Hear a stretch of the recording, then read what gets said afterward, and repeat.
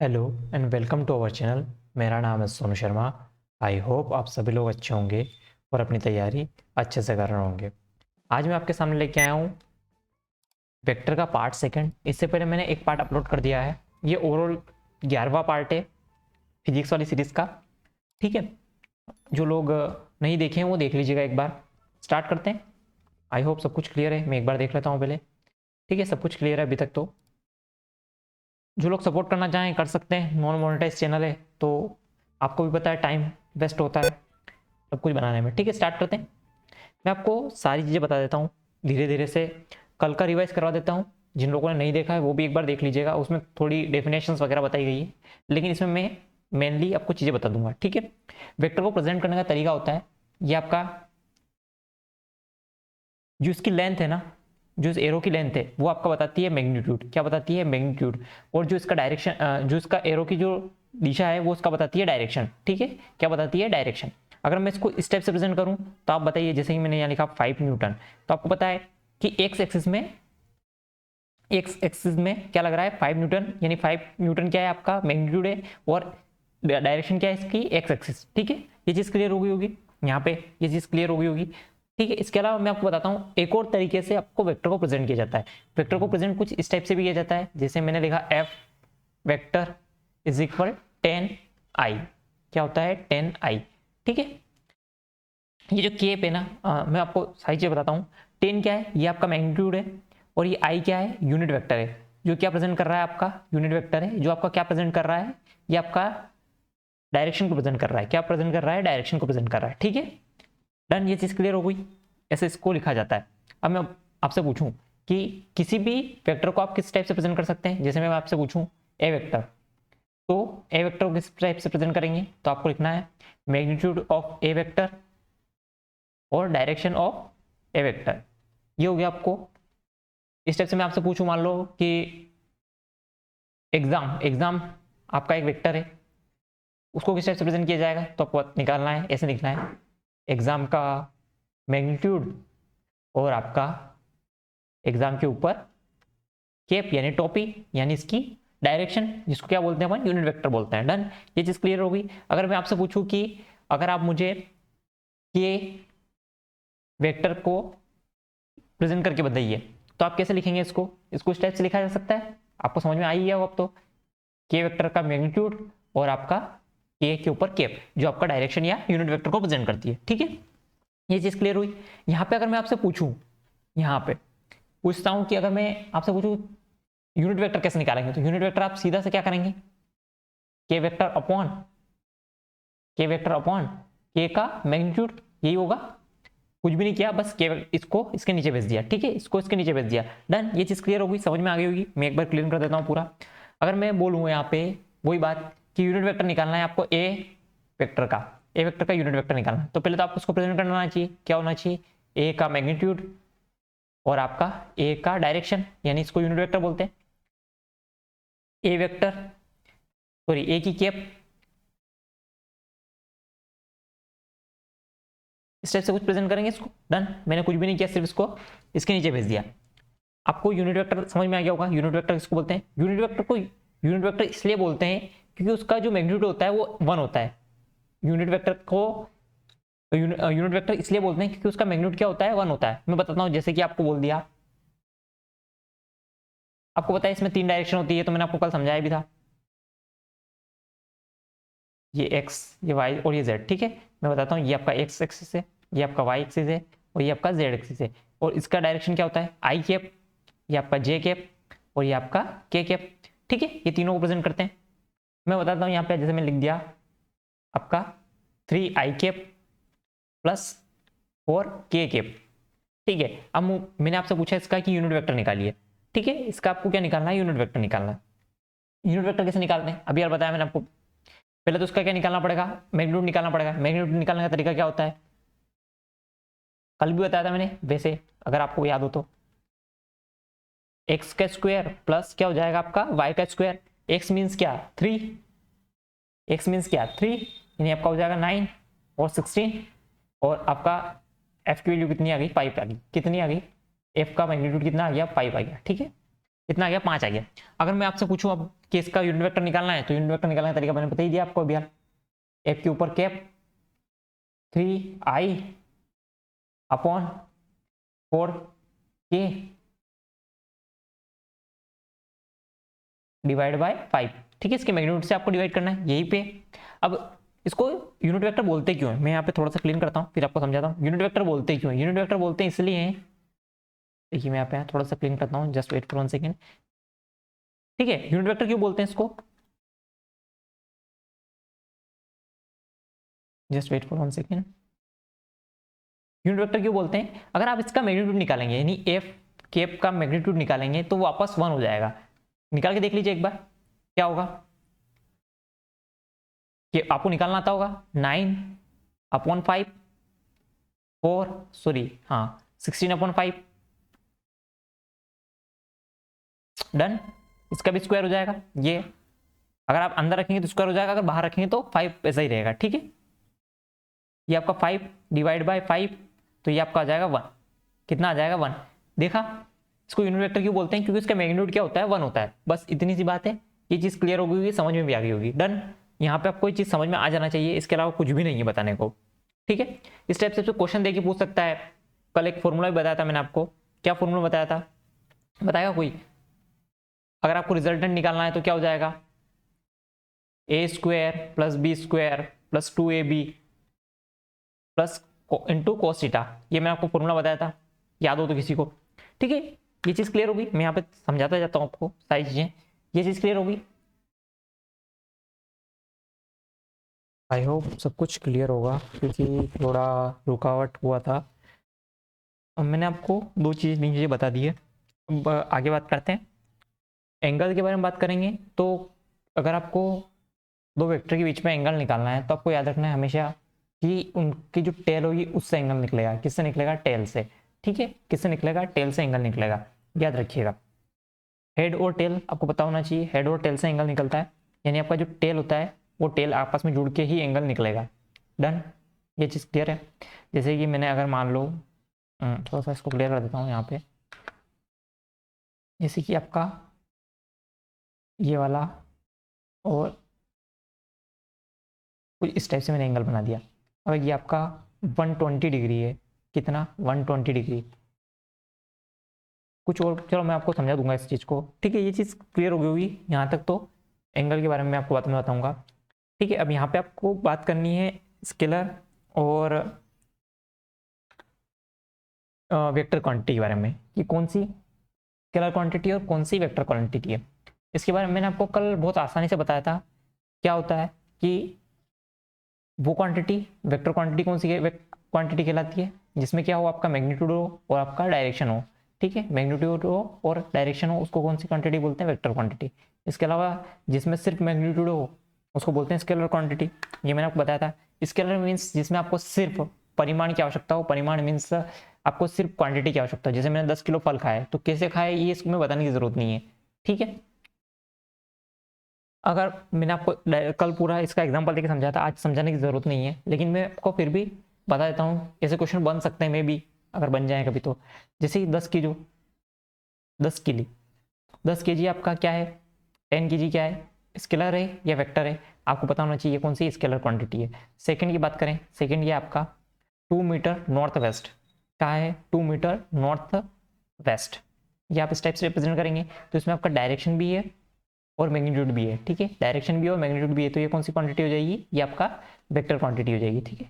Third वाले की बात करें, 40 डिग्री, अगर ये बोलता नॉर्थ ईस्ट वेस्ट कुछ भी बोलता तो ये कौन सी क्वांटिटी हो जाती है, वेक्टर क्वांटिटी। लेकिन यहाँ पे अभी कौन सी क्वांटिटी हो जाएगी, आपका स्केलर क्वांटिटी, कि उसका डायरेक्शन नहीं बताया गया।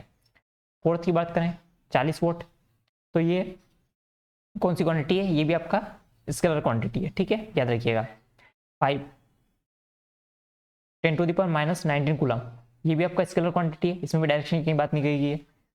6 20 मीटर सेकेंड स्क्वायर, अगर मैं बात करूँ यहाँ पे, अगर ये बोलता नॉर्थ ईस्ट वेस्ट ऐसा कुछ बोल देता तो ये आपका, इसमें थोड़ा मैं मॉडिफिकेशन कर रहा हूँ, बोल दिया मैंने नॉर्थ ईस्ट, ठीक है। 20 मीटर पर सेकेंड की स्पीड से आपका नॉर्थ ईस्ट में जाना है, तो ये आपका कौन सी क्वांटिटी हो जाएगी, वेक्टर क्वांटिटी, ठीक है। कौन सी क्वांटिटी हो जाएगी, वेक्टर क्वांटिटी।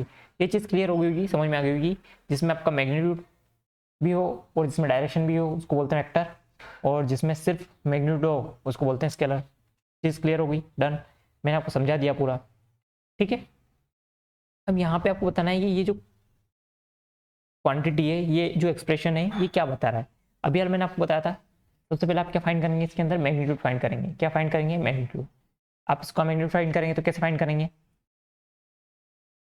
अभी यार बताया मैंने, एक्स का स्क्वायर प्लस वाई का स्क्वायर। मैं यहाँ पे लिखूंगा तो एक्स और वाई का स्क्वायर क्या आएगा आपका, 1/2 प्लस 1/2, ये आपका हो जाएगा 2/2 यानी 1। जिसका मैग्नीट्यूड 1 होता है उसको क्या बोलते हैं, यूनिट वेक्टर बोलते हैं। अभी यार स्टार्टिंग में मैंने आपको ये चीज़ बताई है, ठीक है, क्या बोलते हैं, यूनिट वेक्टर। डन, ये क्लियर होगी, समझ में आ गया होगा, समझाने की जरूरत नहीं है इसको, ठीक है। नेक्स्ट क्वेश्चन की तरफ चले। नेक्स्ट क्वेश्चन है, आपको मैग्नीट्यूड फाइंड करना है। 2 पॉइंट दिए गए हैं, ठीक है, 2 पॉइंट दिए गए हैं आपको। मैग्नीट्यूड फाइंड करना है। मैग्नीट्यूड कैसे फाइंड करते हैं, अभी यार मैंने बताया आपको, कैसे बताते हैं, कैसे फाइंड करते हैं, बताइएगा मुझे, ठीक है। मैं आपको छोटी सी चीज़ और बताना चाहता हूँ, एक दो क्वेश्चन और यहाँ से बन सकते हैं। मैं पहले आपको यहाँ बता देता हूँ, ठीक है। जैसे कि अगर यहाँ पे कोई भी एक्सप्रेशन दे दिया, मैंने एफ इक्वल दे दिया 2i plus 3j plus 5k, ठीक है। ये मैंने आपको एक एक्सप्रेशन दे दिया। इसमें आपसे पूछा जा सकता है कि यहाँ पे एक्स, सॉरी, मैं आपको यहाँ पे थोड़ा सा इसको और मॉडिफाई, नहीं पहले इसको दिखा देता हूँ, ठीक है। एक्स की वैल्यू 2 है, वाई की वैल्यू 3 है, जेड की वैल्यू 5 है, ठीक है। ये आपको समझ में आना चाहिए एक्स वाई जेड क्या है। डन, ये चीज़ क्लियर हुई। अब यहाँ पे थोड़ा सा मॉडिफिकेशन किया जा सकता है, मैं आपको मॉडिफाई करके बताता हूँ क्वेश्चन क्या मॉडिफाई किया जा सकता है। जैसे यहाँ पे ये आपको F1 दे दिया, ये F2 दे दिया, ठीक है। अब आपसे बोल दिया कि F1, रुक जाइए, मैं पहले यहाँ पे एक्स आई, इसको यहाँ पे मैं क्लीन कर देता हूँ, इसको कर देते हैं y प्लस 3j का केप प्लस z k का केप, ठीक है। अब यहाँ पे आपसे बोल दिया कि F1 जो है, F1 वेक्टर आपका जो है वो आपका F2 वेक्टर के इक्वल है, ठीक है। क्या है, इक्वल है। मैंने आपको कल बताया था इक्वल वो वेक्टर होता है, बताया भी था मैंने आपको इक्वल वेक्टर की जो डेफिनेशन दी थी। इक्वल वेक्टर कौन सा वेक्टर होता है, जिसका मैग्नीट्यूड और डायरेक्शन दोनों सेम हो, ठीक है, मैग्नीट्यूड और डायरेक्शन दोनों सेम हो। अब आपको यहाँ बताना है एक्स और जेड की वैल्यू, एक्स वाई जेड की वैल्यू बताना है। यहाँ पे एक्स वाई और जेड की वैल्यू फाइंड करने को बोल सकता है। तो किस टाइप से लिखना है, आपको पता है कि इक्वल है तो मतलब एक्स की वैल्यू 2 हो जाएगी, वाई की वैल्यू क्या हो जाएगी आपके पास 3 हो जाएगी, और जेड की वैल्यू कितनी हो जाएगी 5 हो जाएगी। इस टाइप से आपसे क्वेश्चन पूछा जा सकता है। डन, ये चीज़ क्लियर होगी, ठीक है। इस टाइप से आपसे क्वेश्चन बन सकता है, एक बार नोट कर लीजिएगा आप, ठीक है। नेक्स्ट चलें, जो क्वेश्चन मैं करवा रहा था, जस्ट वेट फॉर 1 सेकेंड, देखते हैं कहाँ है वो क्वेश्चन। क्वेश्चन पढ़ते हैं, इसका मैग्नीट्यूड निकालना है आपको। मैग्नीट्यूड निकालने का तरीका इसका मैंने बताया था कल, कैसे निकालेगा।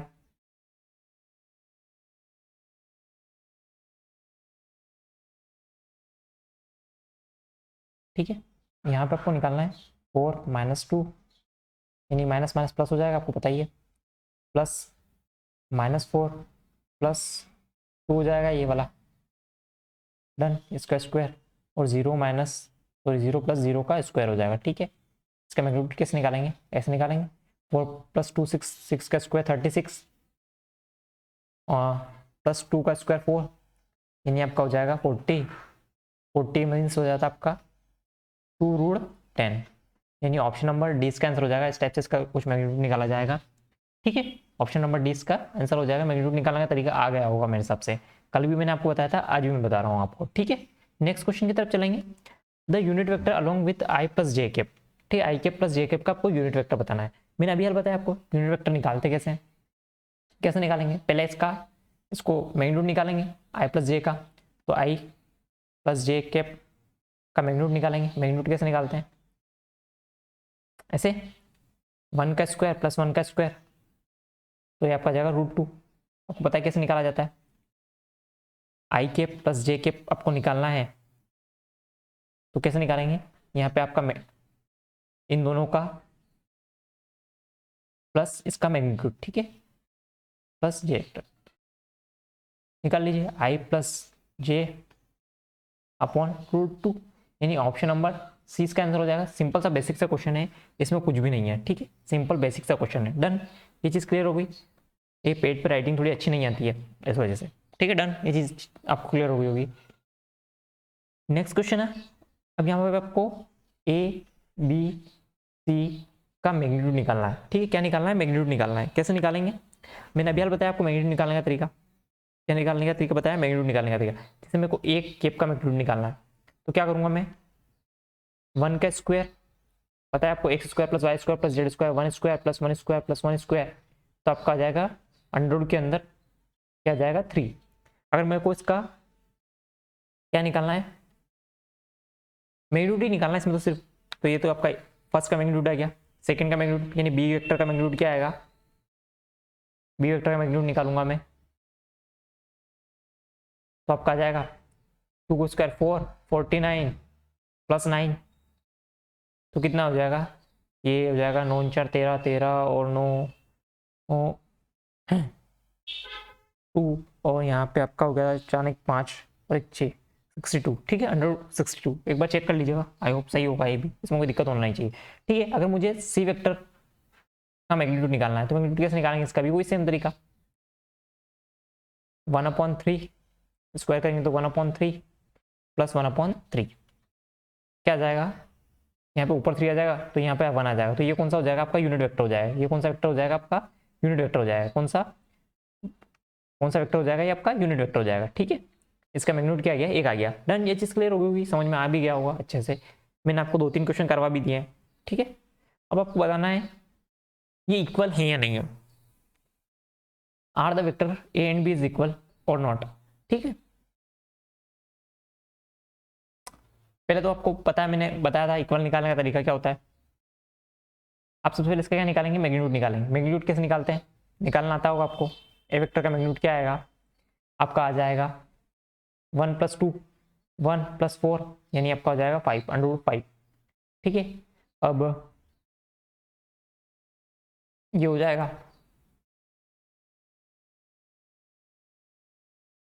यहाँ पे आपको 4 + 1 √5। अब आपको लग रहा होगा ये तो यहाँ पे तो इक्वल आ गया, जो आपका मैग्नीट्यूड है दोनों का वो तो इक्वल आ गया, तो क्या इक्वल हो गए, नहीं, ये इक्वल नहीं है। रीजन बिहाइंड आपको मैंने बताया भी था कि इक्वल होने के लिए क्या चीज़ जरूरी है। आपको पता है कि डायरेक्शन भी सेम होना चाहिए। इक्वल वेक्टर का मैंने डेफिनेशन बताया था आपको, इक्वल वेक्टर के लिए क्या जरूरी है, जिसमें आपका डायरेक्शन और आपका मैग्नीट्यूड दोनों बिल्कुल इक्वल होना चाहिए। पर यहाँ पे डायरेक्शन सेम है क्या, आप खुद देखिए। पहले का अगर मैं इमेज बनाऊँ, यानी आपका इमेज बनाऊँगा, तो यहाँ पे अगर मान लो मैं आई कैप का पॉइंट 1 है और यहाँ पे जे कैप का पॉइंट 2 है, तो ये इस टाइप से कुछ बनेगा, ठीक है, ये इस टाइप से कुछ बनेगा। लेकिन सेकंड वाले का अगर मैं इमेज बनाऊंगा तो किस टाइप से बनेगा, यहाँ पे आपको 2 जाना पड़ेगा और यहाँ पे 1 जाना पड़ेगा। तो क्या सेम है, नहीं है।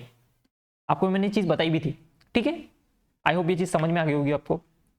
इक्वल है या नहीं है, इक्वल तो है, इसका मैग्नीट्यूड इक्वल है, लेकिन ये दोनों वेक्टर इक्वल नहीं है, तो ये इक्वल वेक्टर नहीं है, ठीक है। डायरेक्शन आपका इसका सेम नहीं है। डन, नेक्स्ट क्वेश्चन है।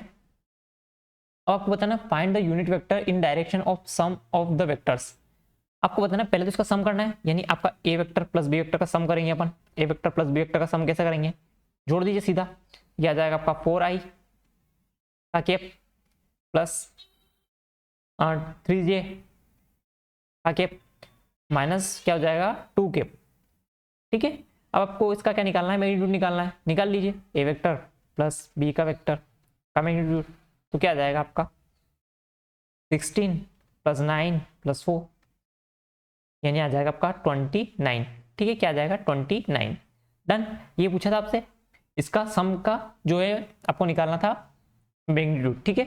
यूनिट वेक्टर निकालना, तो यूनिट वेक्टर भी आपको निकालना आता है, इसका यूनिट वेक्टर भी आप निकाल सकते हैं। यूनिट वेक्टर कैसे निकालेंगे, ये आपका मैग्नीट्यूड आ गया, अब मुझे इसका यूनिट वेक्टर निकालना है।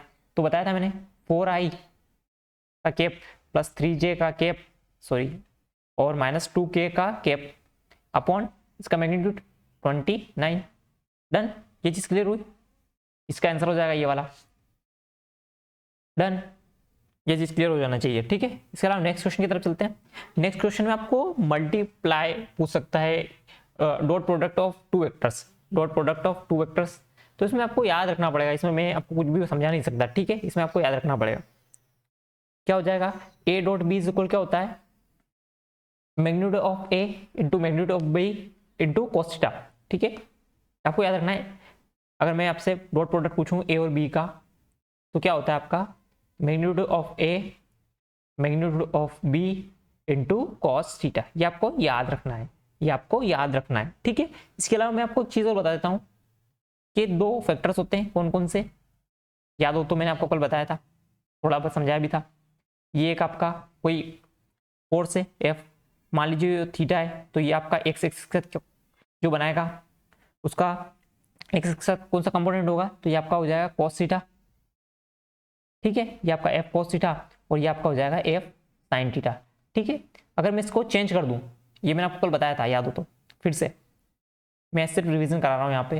अगर ये थीटा यहाँ पे हो जाए तो ये क्या हो जाएगा, ये आपका एफ कोस थीटा यहाँ पे आ जाएगा और एफ साइन थीटा यहाँ पे आ जाएगा। ठीक है, एफ साइन थीटा यहाँ पे आ जाएगा। तो जो कोस थीटा और साइन थीटा, जैसे कि इसमें किसी की वैल्यू देखिए आपसे वैल्यू पूछ सकता है, इस वजह से मैं आपको बता रहा हूँ, अदरवाइज इसको बताने का कोई मतलब नहीं है। ठीक है, डन, ये चीज़ क्लियर हो गई होगी। यहाँ पे याद रखना है आपको ये चीज़। टू डॉट प्रोडक्ट ने बता ही दिया क्या होता है, यहाँ पे कुछ बताए गए हैं कंडीशंस। अब बताता हूँ मैं आपको, थीटा इज इक्वल 0 हो तो क्या होगा, आपको पता है कि थीटा अगर कोस थीटा 0 होता है तो क्या होता है, कोस थीटा 0 होता है तो 1 होता है। आप कोस थीटा की जगह 0 पुट करेंगे तो ये आपकी वैल्यू आ जाएगी a dot b is equal क्या, मैग्नीट्यूड ऑफ ए और मैग्नीट्यूड ऑफ बी। ठीक है, मैग्नीट्यूड ऑफ ए और मैग्नीट्यूड ऑफ बी। ठीक है, इसमें कुछ भी बताने जैसा नहीं है। अगर दोनों ही इक्वल भी हों, आपका ए वेक्टर और बी वेक्टर दोनों इक्वल भी हों तो क्या हो जाएगा, ए स्क्वायर हो जाएगा, कुछ भी नहीं है। ठीक है, क्या हो जाएगा, इक्वल हो जाएगा, डन। और अगर यहाँ पे थीटा इक्वल पाई हो तो आपको पता है कि क्या होता है, A vector into B vector is equal क्या होता है, magnitude of A magnitude of B और कॉस थीटा, और कॉस पाई की वैल्यू आपको पता है -1 होती है, तो यहाँ पे ये -1 इसके जैसा है। ठीक है, इसके अलावा कोई भी वैल्यू तो आपको पता है, कॉस आप इतना पढ़े लिखे तो हैं कि इसमें कॉस की वैल्यू पुट करना है, बस कुछ भी नहीं। ठीक है, अब यहाँ पे एक चीज़ ध्यान रखना है, आई इंटू आई जे इंटू जे के इंटू के इज इक्वल क्या होता है, 1 होता है। क्या होता है, आई इंटू आई जे इंटू जे के इंटू के इज इक्वल 1 होता है। आई इंटू जे 0, जे इंटू के इज इक्वल 0, के इंटू डॉट प्रोडक्ट में। ठीक है, 0 होता है। अब यहाँ ये आप वैल्यू निकाल ही सकते हैं, मैंने अभी आपको फॉर्मूला बताया था, A vector dot B vector is equal क्या होता है, मैग्नीट्यूड ऑफ ए और मैग्नीट्यूड ऑफ बी।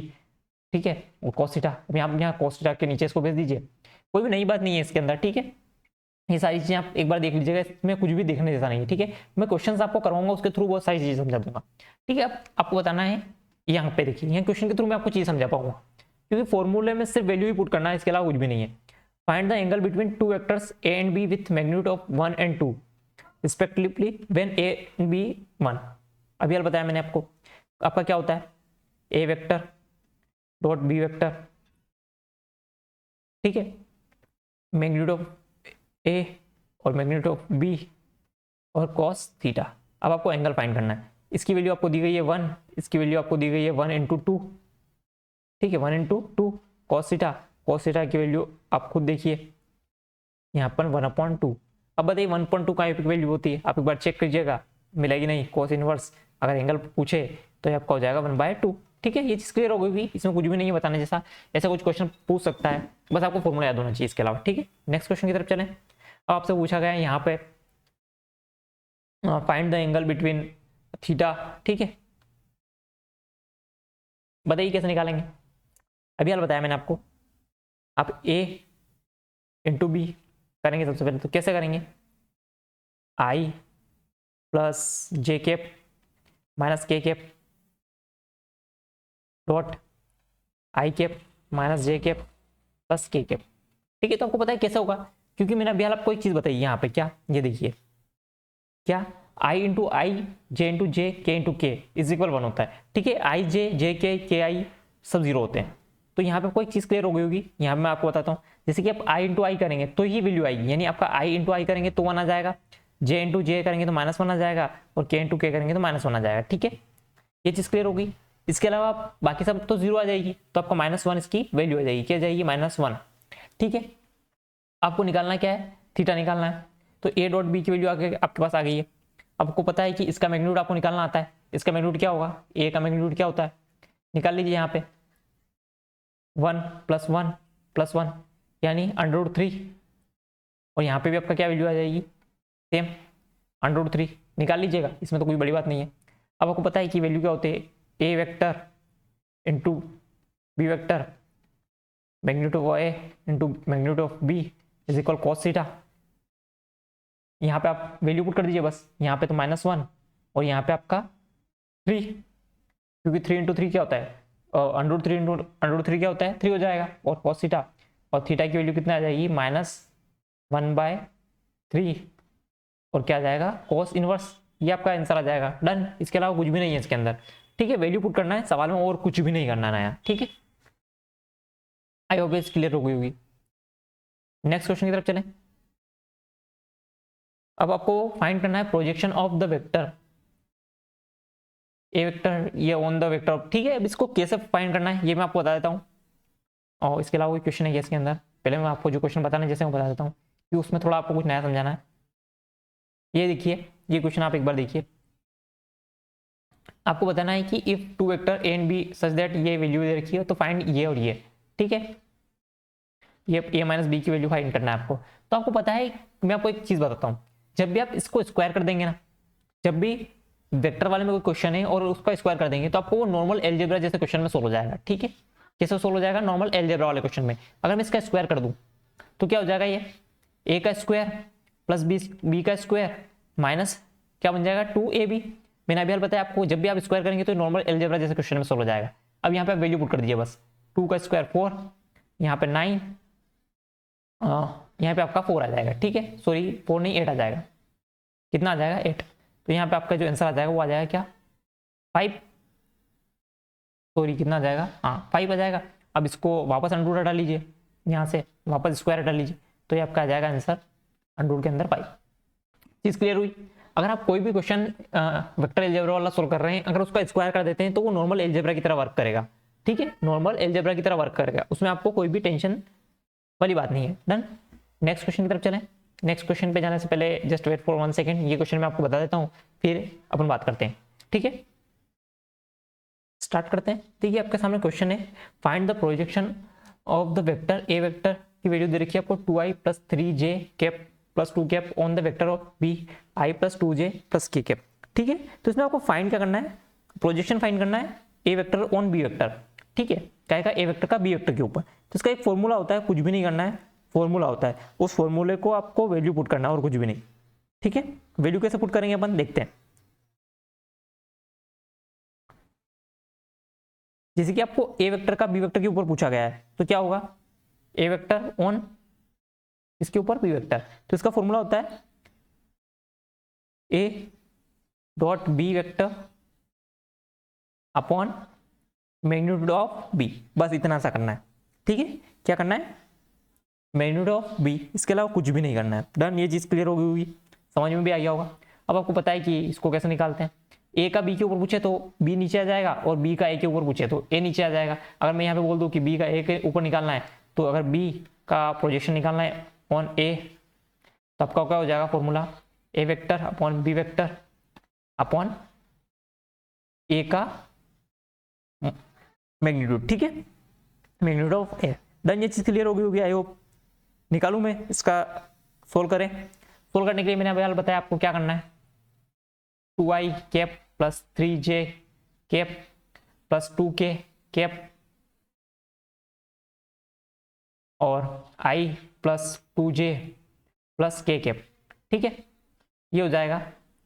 अब इसको आपको क्या करना है, नीचे आपको मैग्नीट्यूड निकालना है का बी का, तो यहाँ पे मैग्नीट्यूड निकाल लेते हैं, क्या हो जाएगा 1 + 4 + 1, ठीक है, गुणा कर लीजिए यहाँ पे 2 + 6 + 2, ये आपका हो जाएगा √6, तो यह हो जाएगा आपका कितना 10/√6, ठीक है, 10/√6 ये आएगा आंसर, 10/√6, ठीक है। अगर आप उल्टा पूछेगा तो आपको क्या करना है, यहाँ पे सिर्फ क्या करना है, ए वेक्टर का वो निकाल लीजिए, ऊपर तो सेम आएगा, मल्टीप्लिकेशन तो सेम रहेगा। अब यहाँ पे आप इसका मैग्नीट्यूड निकाल लीजिए, यहाँ पे स्क्वायर करेंगे तो 4 + 9 + 4 4 4 8 और 9 17, ठीक है, नॉर 8 17, ठीक है, ये आंसर आ जाएगा। डन, ये आपको दोनों के प्रोजेक्शन मैंने बता दिए, ठीक है। इसी के साथ मेरे हिसाब से इस वीडियो को एंड करते हैं, क्योंकि अगर मैं ये बताता हूँ तो ये थोड़ा लंबा हो जाएगा। कितने क्वेश्चन है इसके अंदर, ठीक है, एक बार देख लेते हैं,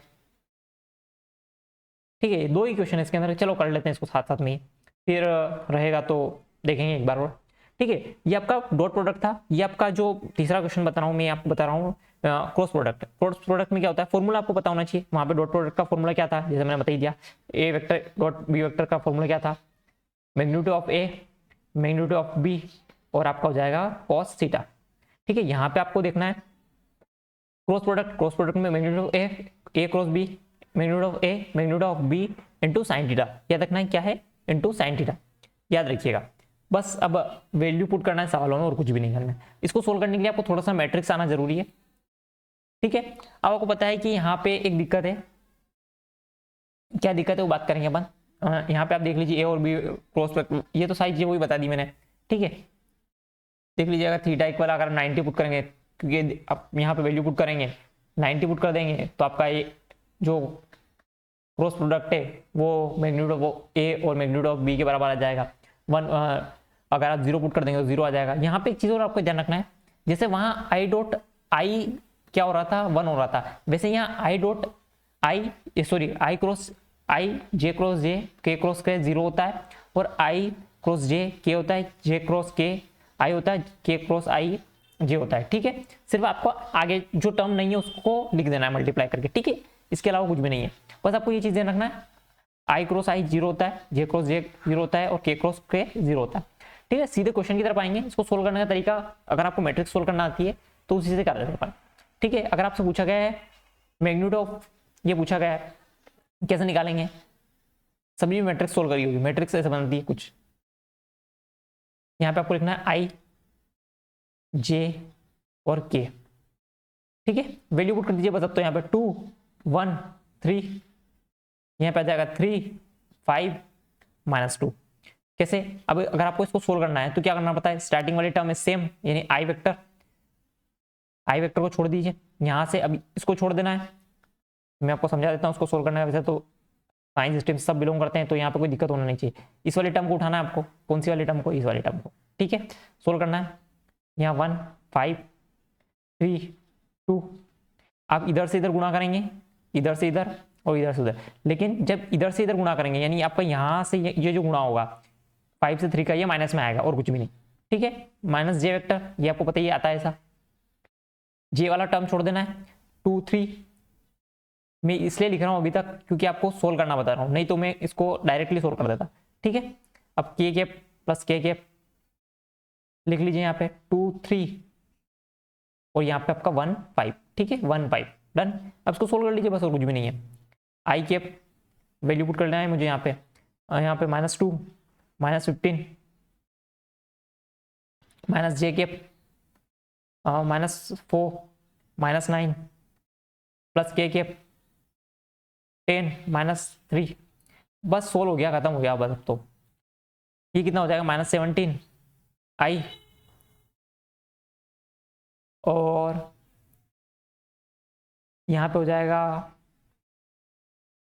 13 जे प्लस का आ जाएगा, प्लस यहाँ पे आपका -7 के प्लस का 7 के, ठीक है। अब आपको उसका मैग्नीट्यूड निकालना तो आता है सभी को। मैग्नीट्यूड कैसे निकालते हैं पता है कैसे, 289 स्क्वायर कर दीजिए बस इसका, प्लस 169 प्लस आपका जो भी 49, ठीक है। अब इसको जोड़ लीजिएगा, इसका जो मैग्नीट्यूड है वो ये आ जाएगा, ठीक है।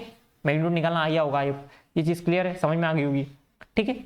नेक्स्ट क्वेश्चन करेंगे। नेक्स्ट क्वेश्चन भी आप कुछ इस तरीके से कर पाएंगे। मैं इसको नेक्स्ट किसी क्वेश्चन में बताऊंगा पूरी तरह से, क्योंकि ये वीडियो बहुत ज़्यादा लंबा हो जाएगा, ठीक है। इसी से इस वीडियो को एंड करते हैं। वीडियो पसंद आया हो तो लाइक कर दीजिएगा, सारी चीज़ें मैंने आपको बता ही दी है, ठीक है। इसी के साथ वीडियो को एंड करते हैं। Thank you.